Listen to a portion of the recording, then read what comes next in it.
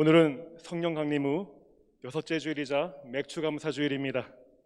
각자의 처소에서 서로 다른 환경에서 삼위일체 하나님을 예배하러 오신 여러분들을 환영합니다.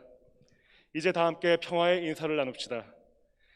하나님의 평화가 여기 계신 모든 분들, 그리고 온라인으로 참여하시는 모든 분들께 함께 하시기를 소망합니다.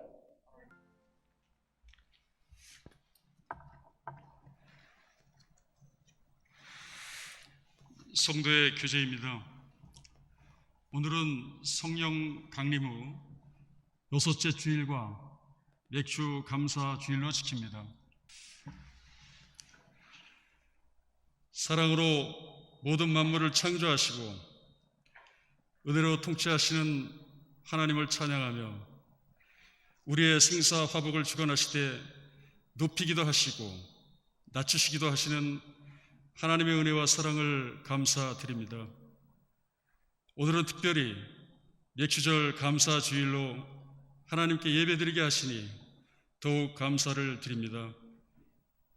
첫 열매로 하나님을 예배했던 이스라엘 백성들처럼 우리의 가장 귀하고 소중한 첫 열매를 주님께 드리게 하옵소서.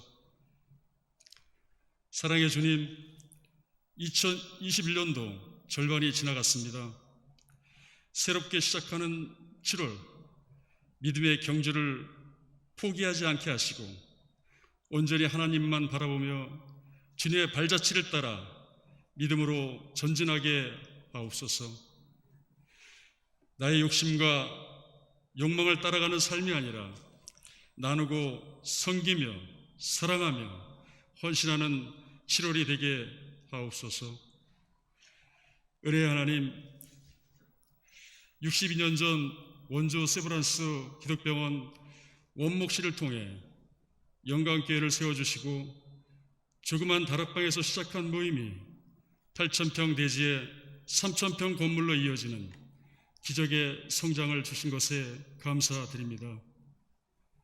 이 과정에 많은 어려움도 있었으나 주님께서 영광교회 성도들의 울부짖는 기도를 들으시고 마른 뼈들이 서로 연결되고 힘줄이 생기고 가죽이 덮이는 중 생기가 일어 크게 부흥케 하셨습니다. 이제 영광교회는 100년의 앞을 바라보며 나아갈 담임 목자를 청빙해야 할 상황이 되었습니다. 영광교회 62년 역사 속에 함께하신 주님, 여호와 이레의 하나님께서 영광교회를 진리와 사랑으로 바로 세울 목사님을 예비하신 줄 믿습니다. 사람의 기준으로 선택하지 않게 하시고 오직 하나님 마음에 합한 목자, 영광과 기장의 정신을 이어가고 세마학교, 교회학교와 교회 교육을 위한 변화와 개혁의 의지를 갖고 차세대를 양육하고 영적으로 성장하고 부흥의 물길로 이끌어 가실 수 있는 목사님을 인도하여 주시옵소서. 사탄과 마귀가 틈타 인간적인 방법이 통하지 못하도록 모든 성도들이 깨어 기도하게 하시고 온 성도들의 심령을 붙들어 주시사 교회의 주인 의식을 가지고 각자 받은 사명을 잘 감당케 하옵소서. 거룩한 사명을 감당할 청빙위원회 위에 성령 충만함을 주시어 오직 엎드려 기도함으로 주신 사명 감당하게 하옵소서.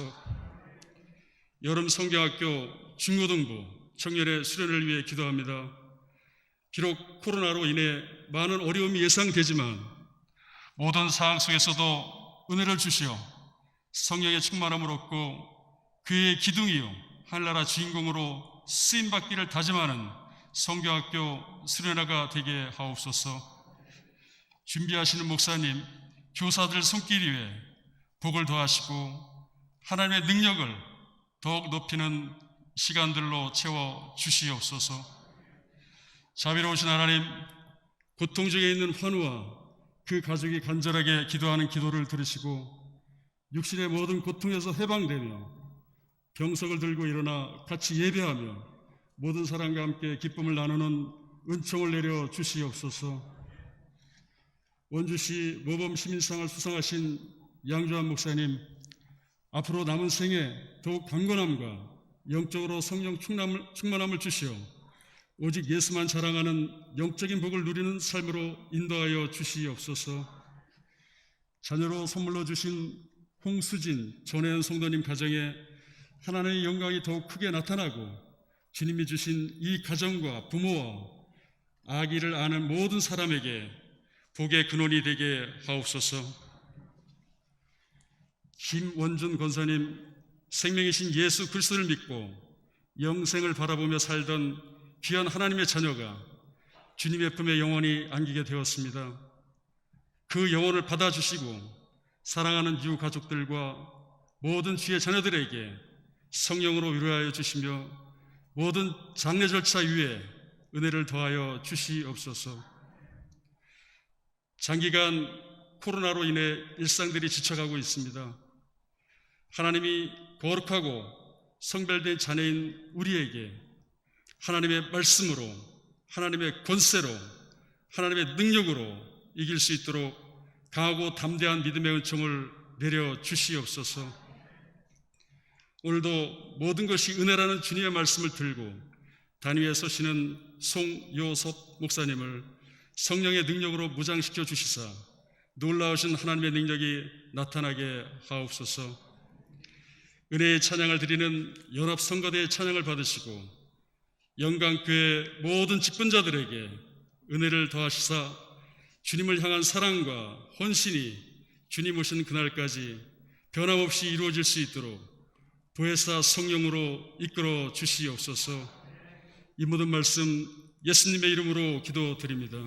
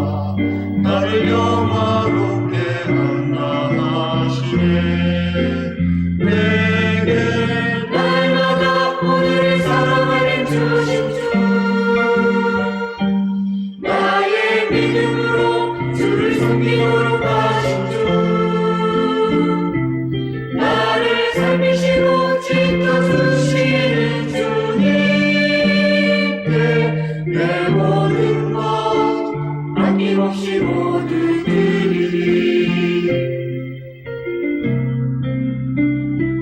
시를 뿌리고 어둡게 하신 주의 은혜 그 감사드리길 원하네. 감사로 제사를 드리는 자가 나를 영화롭게 한다 하시네. 생명을 주시고 웃게 하신 주,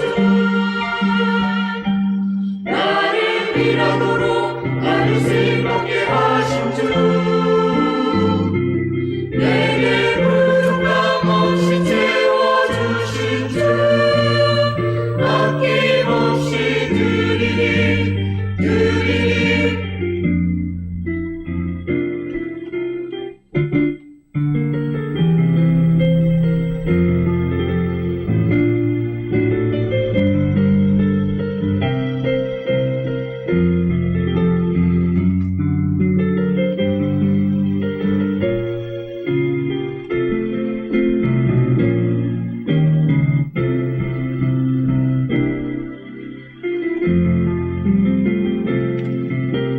영원히 주말을 바라보러 가신 주, 내게 구원으로 나를 인도하여 되신 주,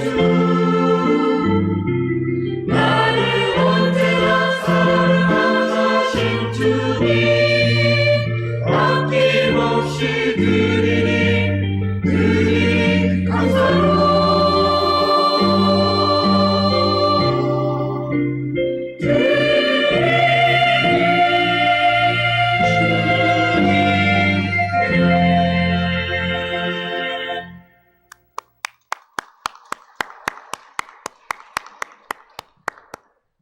귀한 찬양 감사합니다. 또 귀한 영상 또한 감사합니다. 우리 잠깐 기도하겠습니다. 주님의 은혜 주심을 감사합니다. 오늘 주님의 말씀 듣고자 나왔습니다. 은혜 받고자 나왔습니다. 이 종의 입술을 주관하여 주시고 이 입술의 모든 말과 마음의 묵상이 주께 연락되기를 원합니다. 예비하신 그 말씀을 선포하실 때에 그 말씀이 남게 하시고 이 부족한 종은 가려 주옵소서. 예수 그리스도의 이름으로 기도합니다. 아멘. 오늘은 맥주감사주일입니다. 추수감사절과 함께 1년에 2번 감사절로 지키는 절기입니다.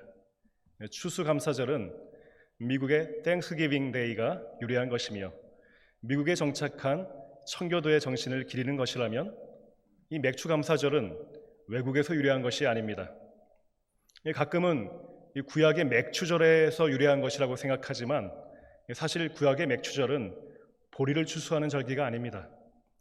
이스라엘은 6월절 즈음에 보리를 추수하고 우리가 맥추절이라고 알고 있는 이 77절 또는 오순절에는 밀을 추수합니다. 따라서 우리나라의 보리 추수와는 이 절기가 맞지 않지요. 사실 이 맥추감사절은 우리나라만 있는 절기입니다. 추수감사절이 이 한 해의 수확을 감사하는 절기라면 이 맥추감사절은 이 보리를 수확하면서 이 반년 동안 잘 지켜주신 것을 감사하는 절기입니다. 추수감사절이 있는데 왜 굳이 이 맥추감사절을 만들었을까요? 사실 쌀보다 이 보리 수확이 더 중요한 시절이 있었습니다. 바로 이 보릿고개 때문이었지요. 지금은 없어졌지만 대략 70대 이상 어르신들은 이 보릿고개를 직접 경험하신 분도 있을 것입니다. 이 쌀은 바닥나고 이 보리는 아직 여물지 않은 이 5월, 6월 동안 이 어렵게 지내다가 이 보리 수확할 때가 되면 너무도 반갑고 감사했을 것입니다. 그로 인해서 자연스럽게 이 맥추 감사절이 생겨나게 된 것이지요. 지금의 세대에게 이 보릿고개를 이야기하면 상상조차 할 수 없을 것입니다.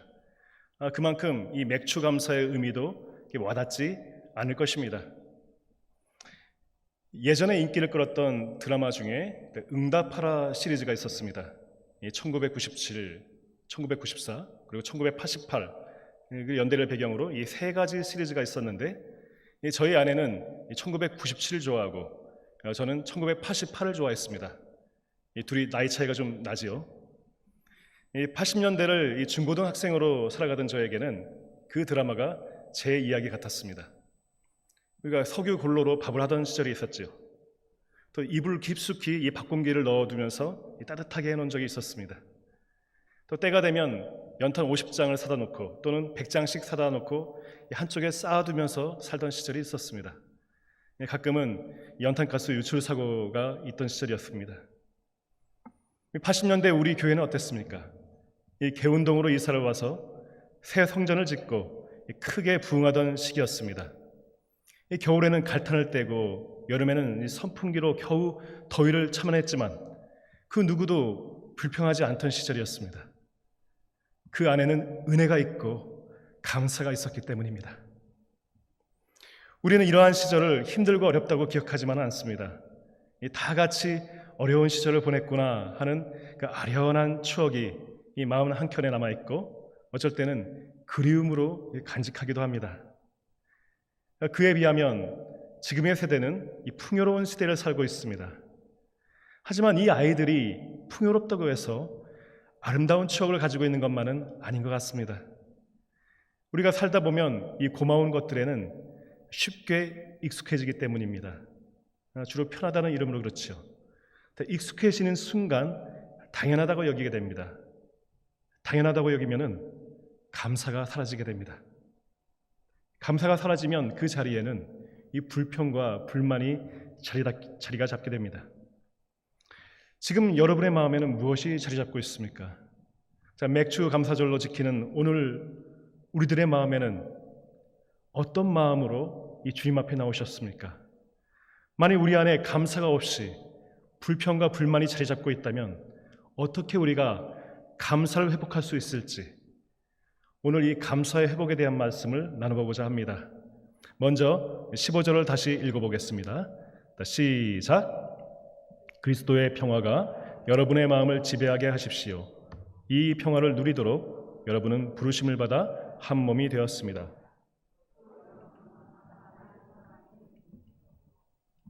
먼저 감사를 회복하기 위해서 무엇을 하라고 말합니까? 그리스도의 평화가 여러분의 마음을 지배하게 하십시오 라고 하고 있습니다. 그리스도의 평화는 하나님과의 관계를 회복시키는 선물입니다. 요한복음 20장에서 이 부활하신 예수님께서 제자들 앞에 나타나실 때에 이 제자들은 어땠습니까? 유대 사람들이 무서워서 숨어있는 중이었습니다. 이 폭도들은 밤새 예수님의 제자들과 이 동료들을 찾아내고자 했고 만일 제자들이 그 밤에 군중들에게 들키는 날엔 죽음을 면치 못했을 것입니다. 또 제자들은 자신들을 믿었던 예수님마저 배반하였고 또 사람들에겐 쫓기고 이제는 아무데도 갈 곳이 없었습니다. 바로 그런 상황에서 예수님은 그들 앞에 나타나셨고 그들에게 평강을 준다고 말씀하신 것입니다. 예수님께서는 자신들을 배반한 그 제자들에게 평화를 주셨습니다. 그 평화를 통해서 제자들의 마음을 지배했던 불안이 사라지게 됩니다. 그들이 깨버렸던 주님과의 관계가 주님을 통해서 회복되었기 때문입니다. 예수님의 평화가 우리의 마음을 덮으면 먼저 하나님과의 관계가 회복되게 됩니다. 하나님과의 관계가 회복되면 은혜가 회복될 것입니다. 은혜가 회복되면 감사가 회복될 것입니다. 예수님을 만나기 전에 우리의 삶도 이 제자들과 같았습니다. 우리의 마음은 늘 갈등과 다툼이 일어나고 불안과 근심이 마음을 덮고 있었을 것입니다. 예수님을 만나면서 예수님이 우리 마음의 주인이 되시고 세상이 주지 못하는 평안이 우리 마음에 깃들게 됩니다. 그때 죄가 우리 마음에서 뽑혀나가고 마음의 불안과 근심 또한 사라지게 되었던 것입니다. 자, 그러므로 우리가 갈등을 겪고 또 근심과 걱정이 우리 마음을 덮으려고 할 때마다 그리스도가 주신 그 평안이 우리 마음을 지배하도록 하고 그 평화를 누리도록 하라는 것입니다. 내 마음으로 하여금 그리스도의 평안을 붙잡고 놓지 않도록 의지를 발동하라는 것입니다. 우리는 매 순간 시험에 들 때마다 의지를 다해서 주님의 평강으로 우리의 마음을 덮어야 하는 것입니다. 우리 데살로니가전서 5장 16절을 보십시오. 항상 기뻐하십시오. 끊임없이 기도하십시오. 모든 일에 감사하십시오. 이것이 그리스도 예수 안에서 여러분에게 바라시는 하나님의 뜻입니다. 자, 항상 기뻐하고 감사하라는 것이 이게 말이 쉽지 현실적으로 가능한가 의문이 들 것입니다. 하지만 이것을 그리스도 예수 안에서 여러분에게 바라시는 하나님의 뜻이라고 말하고 있습니다. 여기에서 뜻은 의미가 아닙니다. 하나님의 의지를 말합니다. 우리가 기뻐하고 기도하고 감사하는 것은 하나님께서 의지를 가지고 그렇게 만들어 주셨다는 것입니다. 그래서 우리 또한 의지를 가지고 거기에 응답해야 한다는 것입니다. 그래도 좀 생각하기 어렵다면 좀 거꾸로 한번 생각해 보십시오. 자, 항상 근심하라, 쉬지 말고 염려하라, 범사에 걱정하라. 이게 농담 같지만 실제로 우리 생활을 보면 그렇지 않습니까? 우리가 걱정거리가 생기면은 밥을 먹으면서도 걱정하고, 저 운전하면서도 걱정하고, 또 설거지하면서도 걱정하고, 또 쉬지 않고 걱정합니다. 그래서 성경은 쉬지 말고 기도하라는 것입니다. 우리의 근심과 걱정이 생길 때마다 기도와 간구함으로써 그 근심과 염려를 주님께 가져가라고 얘기하는 것입니다. 빌립보서 4장 6절과 7절을 같이 읽어보겠습니다. 시작. 아무것도 염려하지 말고 모든 일을 오직 기도와 간구로 하고 여러분이 바라는 것을 감사하는 마음으로 하나님께 아뢰십시오. 그리하면 사람의 헤아림을 뛰어넘는 하나님의 평화가 여러분의 마음과 생각을 그리스도 예수 안에서 지켜줄 것입니다. 아멘. 아무것도 염려하지 말라고 합니다. 현실은 염려할 것이 많음을 역설적으로 말하는 것이지요. 우리의 믿었던 사람은 우리 등에 비수를 꽂기도 하고, 우리의 자녀들은 공부를 하지 않고 어느새 탈선에 이르게 됩니다. 사업은 잘 되지 않고 점점 어려워만 갑니다. 그러한 모든 일을 놓고 기도하라고 말씀하십니다. 기도와 간구로 우리의 염려가 사그러지게 될 것입니다. 평화가 우리의 마음을 덮게 하면 감사가 우리 마음에 회복될 것입니다. 하버드대 심리학 교수인 이 데니얼 골만은 그에 져서 감성지성, Emotional Intelligence라는 책에서 이 IQ와는 구별되는 EI, 감성지능을 소개합니다. 우리에겐 EQ라고도 알려져 있죠. 이 감성지능은 다른 사람의 감정을 이해하고 공감하는 능력이기도 하면서 자신의 감정을 긍정적으로 통제하는 능력이기도 합니다. 즉, 감성지능이 높은 사람들은 자신의 감정 상태를 분별하고 대처하는 능력을 가지고 있습니다. 내 마음이 지금 분노가 솟아오르는가? 화가 나는가? 내가 지금 슬픈가? 자신의 감정의 변화에 민감하게 대처하면서 조절할 수 있는 능력이 바로 감성지성입니다. 이 데니얼 골만은 그의 논문 What Makes a Leader? 무엇이 리더를 만드는가 하는 그 논문에서 이 탁월한 리더와 평범한 리더의 차이점은 바로 이 감성지성이 얼마나 높은가에 달렸다고 이야기하고 있습니다. 어쩌면 우리가 정직과 성실을 다해서 최선을 다했지만 권모술수에 당해가지고 실패하는 경우도 있습니다.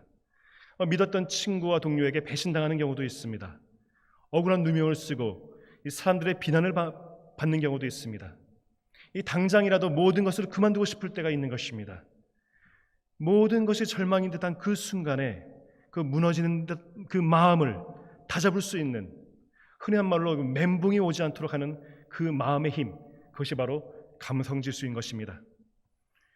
이러한 감성지수와 감성적 이 자기 통제 능력은 바로 이 기도를 통해서 우리가 향상시킬 수 있습니다. 그것은 예수님의 경우를 보면서 우리는 잘 알 수 있습니다. 예수님은 그의 공생애 동안에 이 살인적인 이 스케줄을 소화하셨습니다.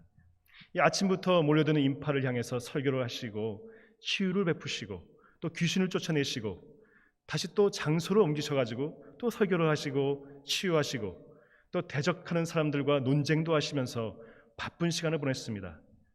그렇게 바쁘면 우리는 지쳐서 마음이 흔들리기 쉬울 것입니다.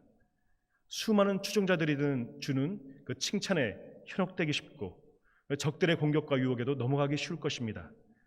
하지만 예수님은 그러지 않으셨습니다.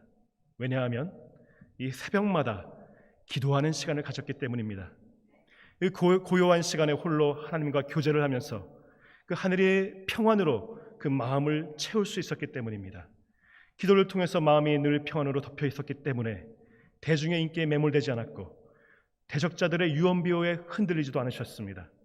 친구 같았던 이 제자들이 배신해도 동요하지 않을 수 있었고 인간적으로 너무나 억울했던 이 십자가의 고난에도 흔들리지 않을 수 있었습니다. 근심과 걱정이 끊이지 않는 상황이지만 예수님은 마음을 지킬 수 있었습니다. 매일 아침 그 하늘로부터 채워지는 그 성령으로 충만해 있었기 때문입니다. 우리 또한 기도를 통해서 마음을 지키길 원합니다. 우리의 인생이 매일 전쟁이며 근심거리가 끊이지 않는다고 할 것입니다. 그럴수록 매일 아침 주님 앞에 나오셔야 합니다.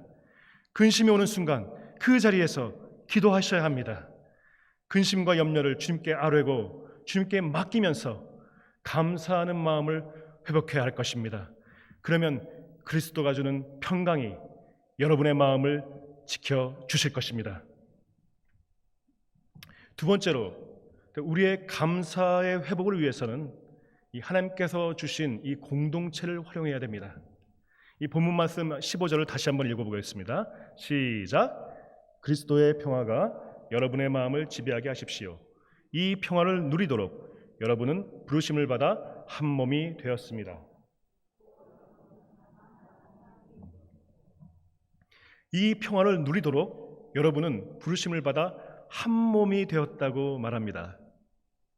그리스도의 평화를 위해 교회가 있다는 뜻입니다. 우리가 좋은 교회와 좋은 공동체 안에 속해 있으면 그 공동체를 통해서 우리에게 평화를 주신다는 것이지요. 우리가 속해 있는 이 교회의 기관 또는 구역 또는 이 사역팀을 통해서 늘 격려의 말을 듣고 긍저의 힘을 얻을 수 있다면 이러한 공동체가 우리의 감사를 회복시키는 축복의 통로가 될 것입니다. 오늘 읽은 이 본문인 이 골로새서는 바울이 로마로 압송되어서 이 감옥에 수감 중인 상태에서 쓴 서신서입니다. 그럼에도 불구하고 이 골로새서는 감사의 서신이라 할 정도로 감사가 넘쳐나는 편지입니다. 이 바울이 감사할 수 있었던 것은 이 골로새 교회를 생각할 때에 너무도 대견했기 때문입니다. 골로새 교회는 바울이 세운 교회가 아닙니다. 그의 제자인 에바브라와 빌레몬을 통해서 간접적으로 세워진 교회였습니다. 그럼에도 이 교회가 든든히 자리 잡고 사랑의 공동체로 성장하고 있다는 소식을 듣고 그 마음에 감사가 넘쳐났던 것입니다.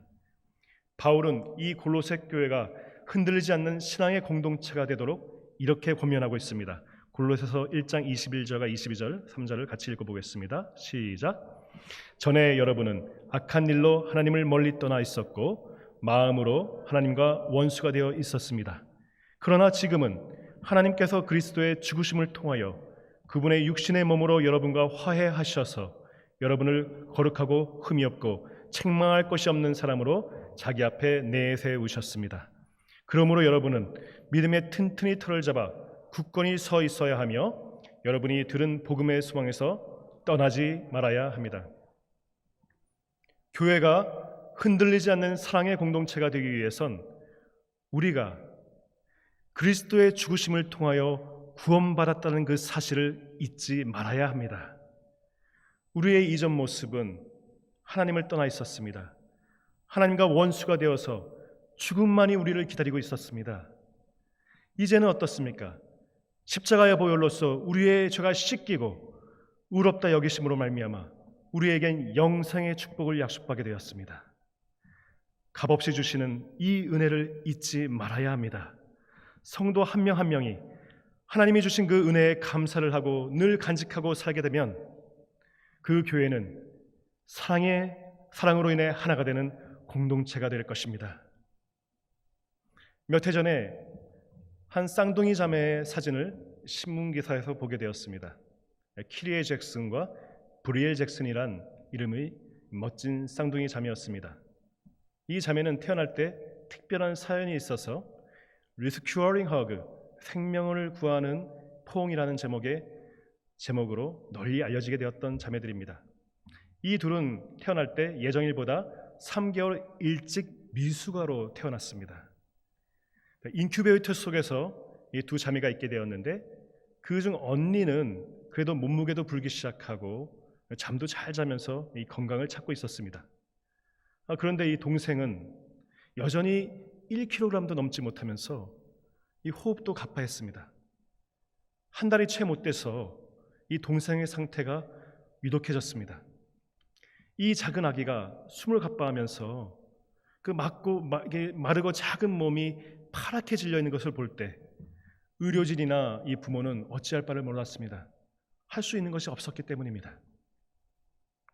그때 한 경험 많은 이 간호사가 한 가지 제안을 합니다. 이 쌍둥이 자매를 같은 인큐베이터 속에 같이 두어둘 것을 권하였습니다.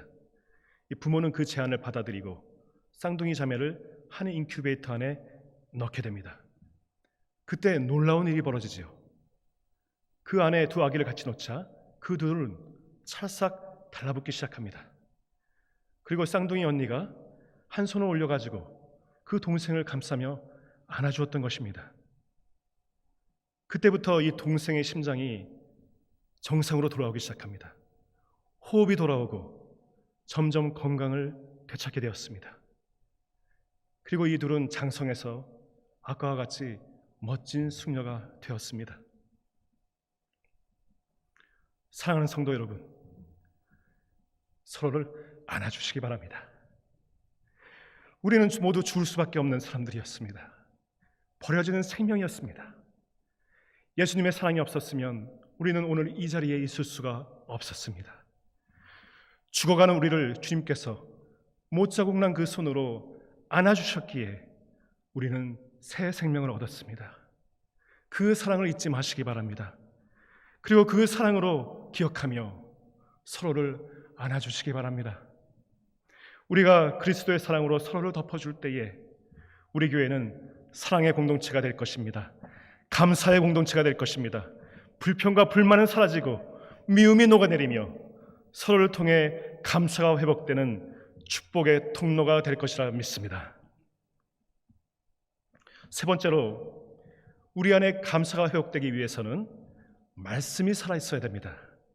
우리 16절을 다 같이 읽어보겠습니다. 시작. 그리스도의 말씀이 여러분 가운데 풍성히 살아있게 하십시오. 온갖 지혜로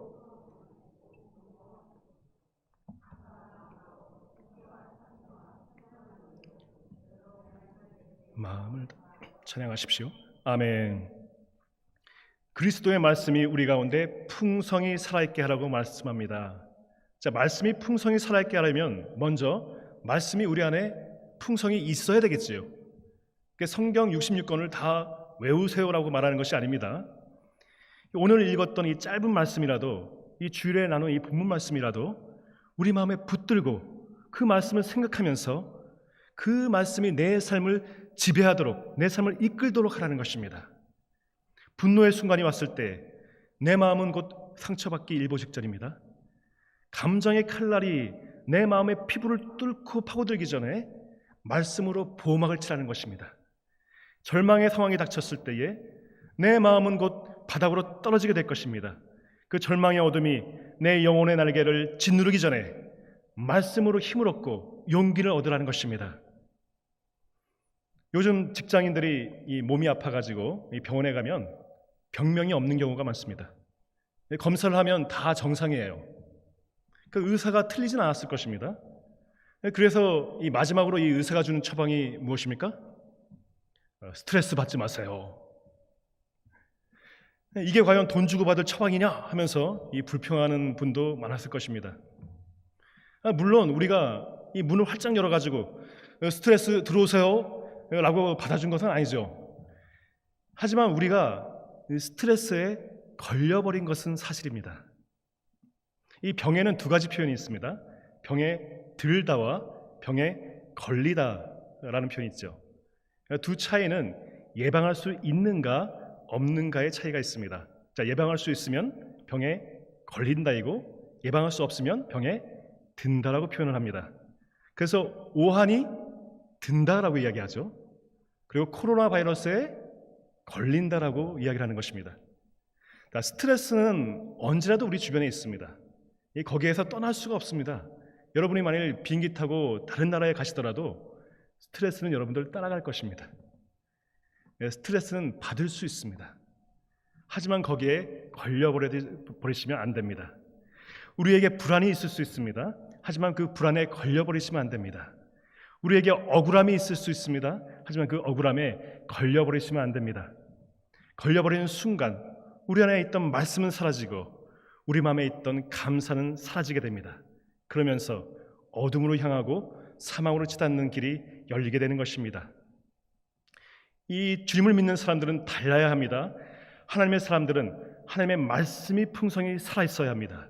말씀이 우리에게 생명을 주기 때문입니다. 말씀이 우리에게 위로를 주기 때문입니다.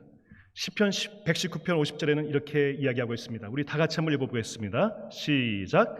주님의 말씀이 나를 살려주었으니 내가 고난을 받을 때에 그 말씀이 나에게 큰 위로가 되었습니다. 이 시편을 쓴 다윗은 삶이 전쟁 그 자체였습니다. 수많은 사람들이 이 다윗을 죽이려고 하고 권모술수를 부리고 유언비어를 퍼뜨렸을 것입니다. 불안하고 초조한 상황이었을 것입니다. 상처받을 수 있는 현실이었을 것입니다. 그럼에도 다윗은 그렇지 않았습니다. 그가 쓴 시편을 보면 그 어떤 상황이 와도 그 어떤 아픔이 닥쳐도 그는 하나님의 말씀을 붙들었습니다. 방금 읽은 이 시편의 말씀처럼 주님의 말씀이 그에게 생명을 주었고 고난받을 때마다 위로를 주었기 때문입니다. 하나님의 말씀이 여러분에게 충만하기를 원합니다. 이 하나님의 말씀이 여러분의 이마에 붙이고 문설주에 붙이고 손목에 묶고 다니듯이 그 말씀을 늘 자신에게 선포하시기 바랍니다. 주님은 나에게 복을 주시기 원하신다. 주님은 나에게 은혜 베푸시길 원하신다. 주님은 나에게 평강 주시길 원하신다. 주님은 나의 목자시다. 부족함이 없을 것이다. 나는 물된 동산이다. 나는 담장 너머로 뻗은 가지다. 불안의 상황에 이 어려운 상황이 닥칠 때에 끊임없이 축복의 말씀을 스스로에게 선포하시기 바랍니다. 우리의 직장에서 또는 모임에서 험한 말을 들었을 때에 절망을 주는 경험을 하게 되었을 때 그것에 걸려 넘어지지 마시기 바랍니다. 그때마다 자신에게 주어진 말씀 카드를 가지고 계신 말씀 카드를 꺼내보시고 집에 걸어놓은 말씀이 있으면 그 말씀을 다시 한번 되뇌어 보시기 바랍니다. 그때마다 그 하나님의 말씀이 살아있어서 힘이 있어서 어떤 양날 칼보다도 더 날카롭게 여러분의 마음을 파고들 것입니다. 그 말씀은 수술대의 메스처럼 우리의 아프고 병든 그 쓴뿌리까지를 잘라내고 그 병들게 하는 그 어둠의 바이러스까지도 뽑아내 주실 것입니다. 그리고 이 교회에서 서로에게 말씀으로 격려하고 위로하시기 바랍니다. 이 말씀은 지식이 아닙니다. 하나님의 말씀은 사랑으로 우리에게 깃드는 것입니다. 고린도전서에서 지식은 사람을 교만하게 하지만 사랑은 덕을 세운다고 했습니다. 만일 교회에서 누가 말씀을 빗대어 가지고 정죄한다면 그건 말씀이 아닙니다. 그건 말씀이 아닌 그냥 지식일 따름입니다. 말씀으로는 서로를 정죄할 수 없습니다. 하나님의 말씀은 사랑으로 덕을 세워주시는 것이기 때문입니다. 주님의 말씀으로 서로를 격려하시기 바랍니다. 우리가 서로를 격려하며 축복을 해주게 될 때 그 말씀은 생명을 살리는 말씀이 될 것입니다. 고난 중에 위로를 주는 말씀이 될 것입니다. 우리 안에 하나님이 주시는 그 말씀이 풍성히 살아있기를 주님의 이름으로 소망합니다. 네 번째입니다. 다섯 번째는 없습니다. 오늘 특별히 네 번째가 있습니다. 우리 안에 감사가 회복되기 위해서는 그 예수님이 주시는 힘을 얻어야 됩니다. 우리가 17절을 다시 한번 같이 읽어보겠습니다. 시작. 그리고 말이든 행동이든 무엇을 하든지 모든 것을 주 예수의 이름으로 하고 그분에게서 힘을 얻어서 하나님 아버지께 아멘. 모든 것을 주 예수의 이름으로 하라는 말은 빌립보서에서 아무것도 염려하지 말라는 그 말을 긍정문으로 바꾼 것입니다. 둘 다 말처럼 쉽지는 않습니다. 아무 염려 없이 모든 일에 예수 이름만 생각한다는 것이 그리 쉽지만은 않을 것입니다. 그래서 말씀은 예수님에게서 힘을 얻으라라고 하는 것입니다. 베토벤을 모르는 사람은 없을 것입니다. 이 베토벤의 교향곡 또한 살면서 그 일부분이라도 들어보셨을 것입니다. 이 교향곡 운명은 잘 아시죠? 이 빠바바밤. 이 교향곡 9번 그 합창은 우리 찬송가에도 실려 있습니다. 기뻐하며 경배하세 영광의 주 하나님. 그리고 교향곡 3번은 영웅이라는 이름으로 역사상 가장 위대한 교향곡으로 꼽히기도 하고 있습니다. 그런데 이 베토벤의 위대한 점은 이런 장엄한 교향곡에 있지 않습니다. 음악가들은 그의 가장 위대한 작품들은 그가 인생 말년에 작곡했던 현악 사중주라고 말하고 있습니다. 특히 현악 사중주 15번은 그가 통풍과 강경화로 극도의 고통 속에서 죽어가다가 다시 살아나면서 작곡했던 곡입니다. 그는 회복의 병상에서 이 곡을 쓰면서 그 제목을 하일리거 당크게상, 거룩한 감사의 노래라고 붙입니다. 이 곡을 듣다 보면 우리는 단순한 아름다움만을 느끼는 것이 아니라 거룩함을 느낄 수가 있습니다. 베토벤은 이 곡을 쓸 때에 이미 귀가 완전히 들리지 않았습니다. 이 청각장애란 것은 음악가로서는 저주에 가까운 것입니다. 그럼에도 그는 주님이 주시는 힘과 능력을 의지할 수 있었습니다. 왜냐하면 그 죽음의 그늘에서 그 질병에서부터 회복시키는 그 그리스도의 힘을 이미 경험했기 때문입니다. 그로 인해서 주님이 주시는 평안을 누릴 수 있었고 그의 마음에는 감사가 회복되었던 것입니다. 그리스도의 힘으로 감사가 회복되었을 때에 베토벤은 가장 위대한 작품들을 남길 수 있었습니다. 죽음과도 같은 고난이 우리에게 닥쳤을 때에 우리의 힘만으로는 그 상황을, 그 시간을 이겨내지 못할 때도 있을 것입니다. 그때 우리는 예수님께 힘을 달라고 간구해야 합니다. 그 힘을 통해서 우리의 감사가 회복될 것입니다. 만약 우리가 기도할 힘마저 없을지라도 주 앞에 나오셔야 합니다. 그러면 성령께서 우리를 도와주실 것입니다. 로마서의 말씀처럼 성령께서 우리의 연약함을 도우신다고 하였습니다. 우리가 마땅히 빌 바를 알지 못해도 성령이 말할 수 없는 탄식으로 우리를 위하여서 친히 간구하신다고 하였습니다. 주님이 주시는 힘을 간구하시길 소망합니다. 예수의 이름으로 힘을 얻으시기를 소망합니다. 그 힘으로 세상이 주지 못하는 평안이 회복될 것입니다. 기쁨이 회복될 것입니다. 우리의 감사가 회복될 것입니다. 말씀을 시작할 때에 우리는 추억에 관해서 말씀드렸습니다. 이 소중한 추억이라고 할 때에 그 추억은 단순한 이 과거지사가 아닙니다. 우리가 감사하는 마음을 회복하기 위해서는 감사의 기억을 떠올려야 됩니다. 감사는 돌아보는 것이기 때문입니다. 누가복음 17장에서 예수님은 10명의 한센병 환자를 고치십니다. 이 한센병 환자 10명이 예수님을 찾아와가지고 큰 소리로 이 병 고쳐달라고 간구를 하게 됩니다. 그때 예수님은 그들에게 제사장에게 가서 네 몸이 나았음을 보여라 라고 말씀하시죠. 그들은 그 말에 순종하여서 제사장에게 향하게 되죠. 그 가는 도중에 그들의 몸이 치유를 받게 됩니다. 그런데 거기서 한 사람만이 되돌아오게 됩니다. 그 부분을 함께 읽어보겠습니다. 누가복음 17장 15절 16절입니다. 시작. 그런데 그들 가운데 한 사람은 자기의 병이 나은 것을 보고 큰 소리로 하나님께 영광을 돌리면서 되돌아와서 예수의 발 앞에 엎드려 감사를 드렸다. 그런데 그는 사마리아 사람, 여기서 단 한 사람, 사마리아 사람만이 감사를 드리기 위해 되돌아왔다고 하고 있습니다. 나머지 9사람은 똑같이 치유를 받고도 뒤를 돌아보지 않았습니다. 돌아보기 싫었을 것입니다. 쳐다보기도 싫은 지긋지긋한 고통의 장소였을 것입니다. 하지만 한 사람만은 돌아볼 수 있었습니다. 고통과 고난의 기억을 넘는 감사의 자리가 거기에 있었기 때문입니다. 감사는 돌아보는 것입니다. 감사의 자리를 기억하는 것입니다. 레너드 주님 박사는 그의 컨택트라는 책에서 이 아프리카 바벤바 부족의 재판법을 소개합니다.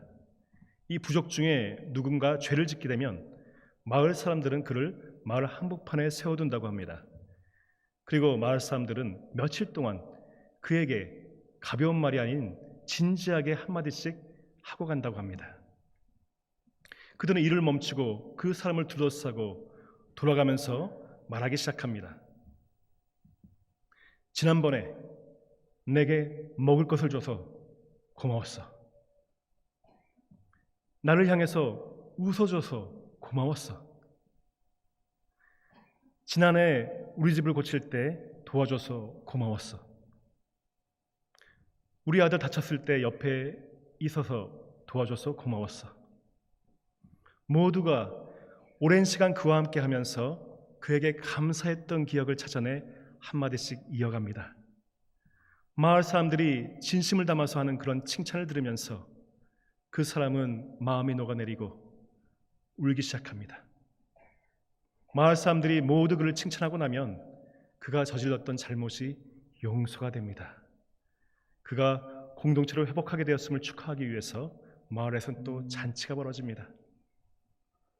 이 하나님과 우리의 관계도 마찬가지입니다. 우리가 근심에 빠져 우리 마음에 불평과 불만이 자리 잡고 있을 때에 우리의 삶에서 은혜를 베풀어 주시기 원했던 주님을 기억하라는 것입니다. 그 잊을 수 없는 그 체험을 떠올리기만 해도 우리의 마음은 감사의 마음으로 바뀌게 될 것입니다.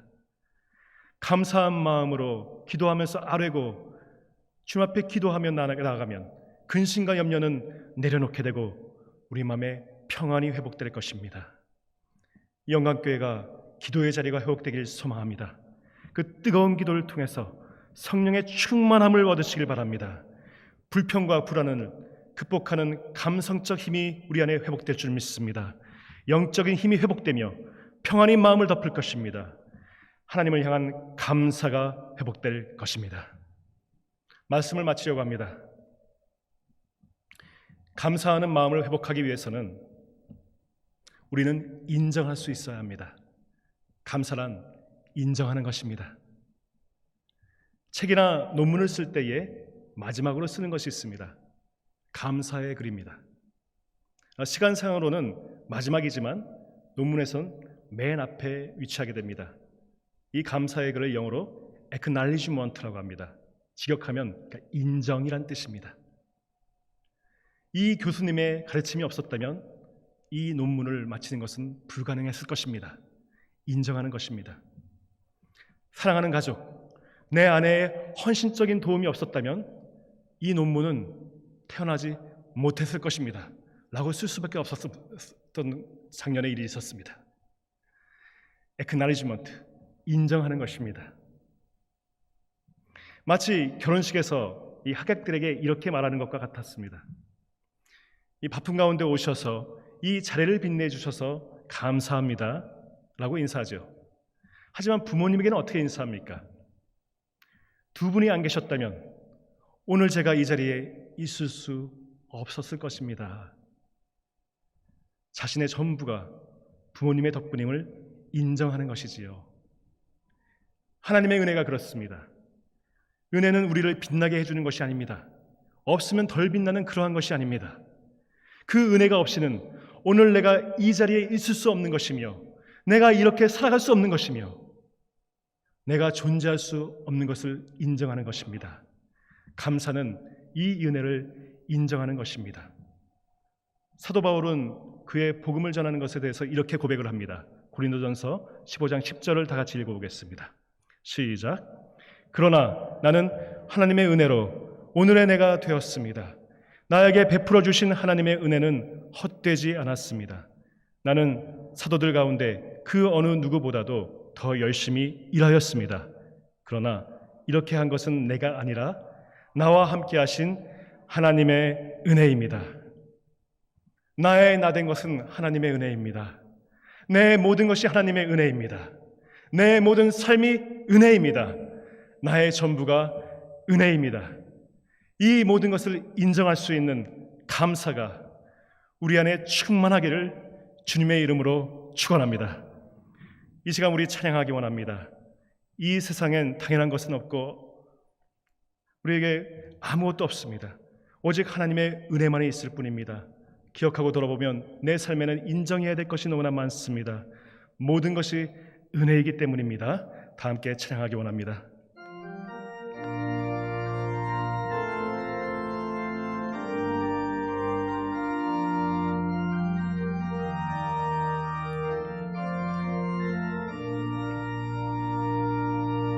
내가 누려왔던 모든 것들이 내가 지나왔던 모든 시간이 내가 걸어왔던 모든 순간이 당연한 것 아니라 은혜였소. 아침 해가 뜨고 저녁에 노을 봄의 꽃향기와 가을의 열매 변하는 계절의 모든 순간이 당연한 것 아니라 은혜였소. 모든 것이 은혜 한없는 은혜 내 삶에 당연한 것 하나도 없었던 것을 모든 것이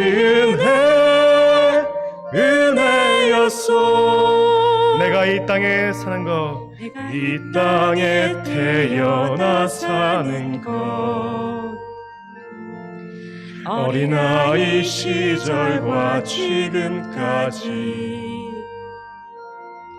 숨을 쉬며 살며 꿈을 꾸는 삶 당연한 것 아니라 은혜였소. 내가 하나님의 자녀로 살며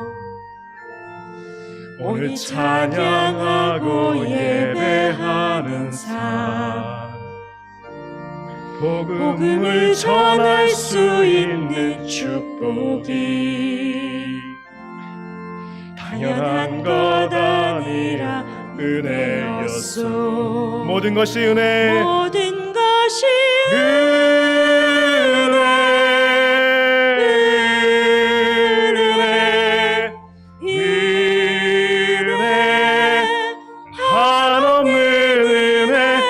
내 삶에 당연한 것 하나도 없었던 것을 모든 것이 은혜였어. 우리 다 함께 두 손 들고 모든 것이 은혜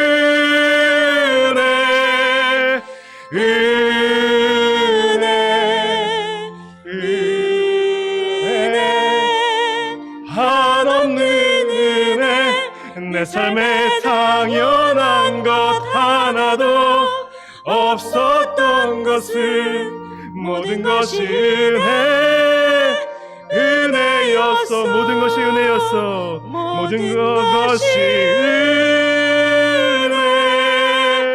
은혜 한없는 은혜 내 삶에 당연한 것 하나도 없었던 것을 모든 것이 은혜였소. 이 시간 우리 다 함께 기도하기 원합니다. 모든 것이 주의 은혜임을 고백합니다. 성령님 우리에게 오셔서 우리를 변화시켜 주시옵소서. 주님 우리의 감사를 회복시켜 주시옵소서. 다 같이 주여 크게 한번 부르고 기도하겠습니다. 주여 아버지여 모든 것이 주의 은혜임을 고백합니다. 우리가 살아 숨쉬는 것 우리가 이때까지 살아온 모든 것이 주의 은혜임을 고백합니다. 아버지 주님 은혜 베풀어 주시기를 감사드리며 인정하게 하여 주시옵소서. 아버지 우리 가운데 오셔서 우리의 은혜를 변화시켜 주시옵고 우리의 심령 가운데 거하시고 아버지의 능력 주시고 힘을 주셔서 주께 간구하면 모든 염려와 고난을 주께 내려놓게 하여 주시옵소서.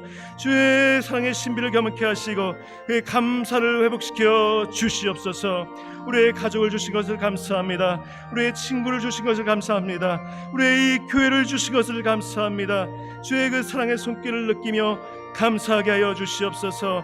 오직 당신만을 의지하며 나가게 하여 주시고 실망과 실패에도 저희 좌절하지 않으며 주께 아뢰며 주님의 힘을 붙들고 나가게 하여 주시옵소서. 주의 우리의 감사 회복될 때에 오직 그리스도의 사랑이 우리 가운데 넘쳐나게 하시고 우리의 진리의 말씀과 그 생활의 모범을 보이며 주의 붙들고 나가게 하여 주시옵소서. 모든 유혹을 극복하며 죽음을 극복하며 주의 부활하신 주님만을 믿으며 주 앞에 나가게 하여 주시옵소서. 그 성령의 선물을 주 안에 허락하여 주시옵고 아버지여 그리스도를 알며 다른 에게도 이 주의 복음과 사랑을 전할 수 있는 귀한 능력의 사도들 되게 하여 주시옵소서. 주여 감사하기 원합니다. 주여 인정하기 원합니다. 그 은혜를 우리 회복하게 하여 주시옵소서. 아버지여 붙잡아 주시옵소서. 주여 우리의 기도를 들으시는 성령님, 이 시간 간절한 마음으로 기도하는 당신의 자녀들에게 영광과 권능으로 임하여 주시옵소서. 이 시간 예수의 보혈로 우리 마음에 덮어주시고 주님 주시는 평화가 가득하게 하여 주시옵소서. 감사한 마음으로 찬양하게 하여 주시고 주님이 주시는 힘을 얻어서 기도하게 하시고 중보하게 하여 주시옵소서.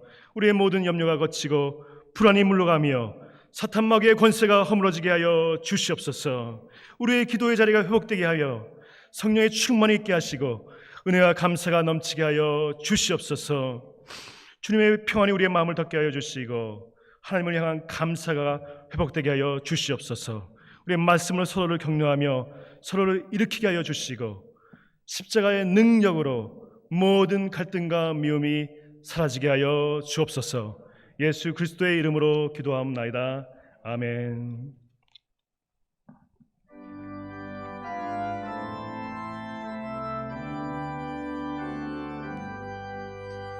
나의 생명 드리니 주여 받아주셔서 세상 살아갈 동안 찬송하게